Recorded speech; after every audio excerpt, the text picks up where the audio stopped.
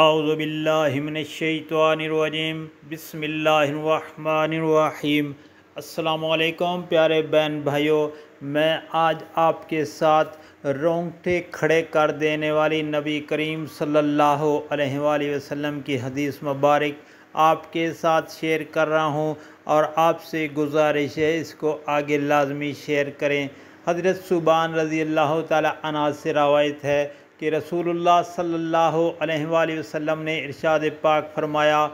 میں اپنی امت میں سے یقینی طور پر ایسے لوگوں کو جانتا ہوں کہ جو قیامت والے دن اس حال میں آئیں گے کہ جن کے ساتھ تہامہ پہاڑ کے برابر نیکیاں ہوں گی، لیکن اللہ تعالیٰ ان نیکیوں کو ہوا میں منتشر ہونے والا غبار بنا کر غارت کر دیں گے، یعنی اڑا دیں گے۔ اس پر ثوبان رضی اللہ تعالیٰ عنہ نے عرض کیا، اے اللہ کے رسول صلی اللہ علیہ وآلہ وسلم، ہمیں ان لوگوں کی نشانی بتائیے، ان کے حال بتائیے، تاکہ ایسا نہ ہو کہ ہم ان لوگوں کے جیسے ہو جائیں۔ تو اللہ کے رسول صلی اللہ علیہ وآلہ وسلم نے ارشاد پاک فرمایا، وہ لوگ